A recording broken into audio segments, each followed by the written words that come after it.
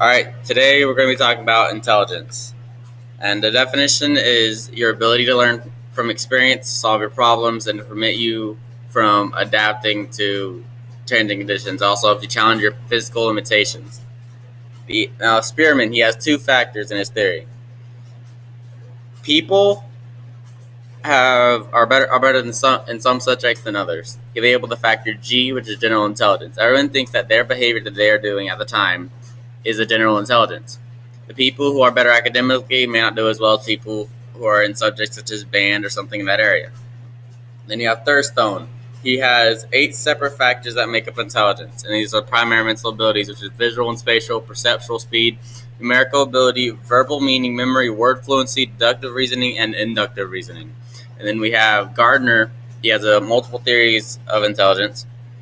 He has linguistic, logical, mathematical, visual, spatial, bodily kinesthetic, musical, arithmetic, interpersonal, and intrapersonal intelligence, and those two are very different.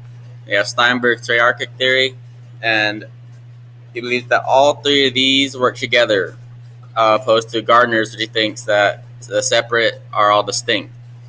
These work together. The analytic, creative, and practical intelligence make up Steinberg's triarchic theory.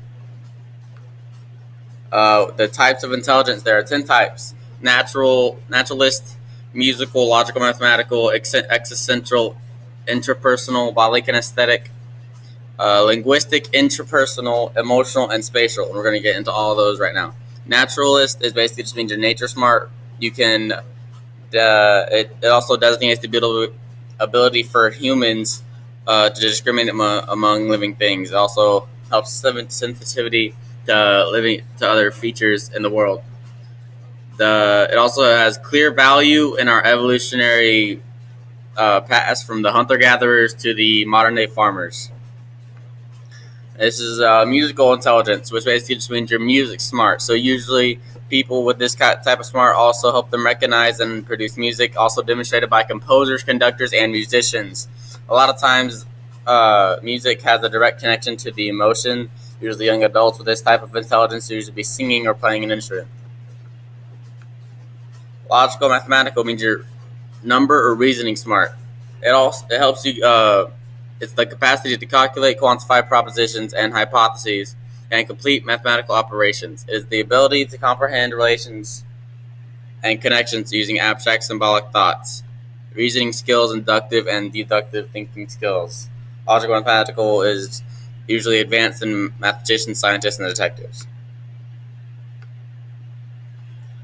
Then we have existential, which is the ability to tackle deep questions about human existence, such as the meaning of life, how we got here, and why we die.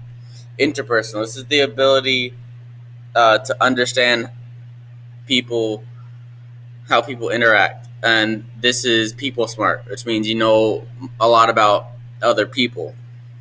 It involves effective verbal and nonverbal communication to note distinctions for different people, and the sensitivity to moods and temperaments of others.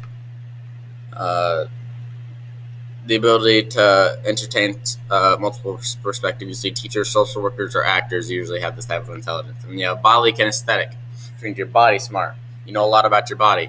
The ability to operate with objects using the variety of your physical skills, and this usually is a sense of timing and perfection. So usually athletes have this.